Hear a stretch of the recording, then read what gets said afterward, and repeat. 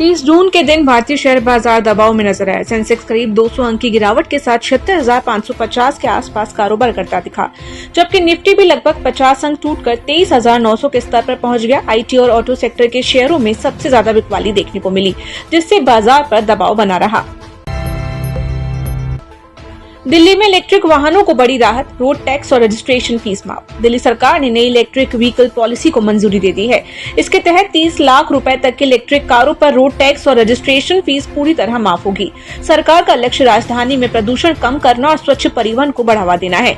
प्रस्तावित नीति 1 जुलाई से लागू होकर 31 मार्च 2030 तक प्रभावी रहेगी। वहीं 2028 से नए पेट्रोल और सीएनजी दोपहिया वाहनों की बिक्री बंद करने की भी योजना है।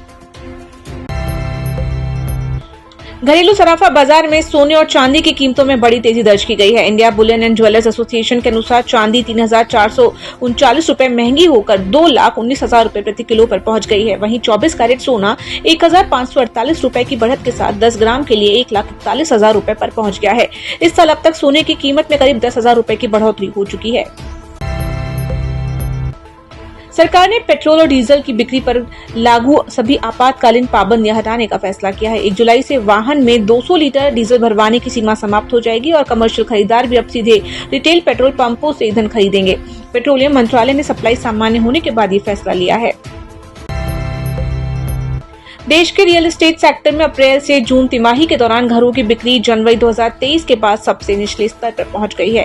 Real estate consultancy firm Anarock के मुताबिक ईरान युद्ध से पैदा हुई वैश्विक अनिश्चितता और सप्लाई चेन की बाधाओं के कारण खरीदारों का भरोसा प्रभावित हुआ। टॉप 7 शहरों में इस अवधि के दौरान 90,715 घर बिके, जबकि पूरे वित्त वर्ष में 2026 में कुल 4,04,000 यूनिट्स की बिक्री दर्ज की गई।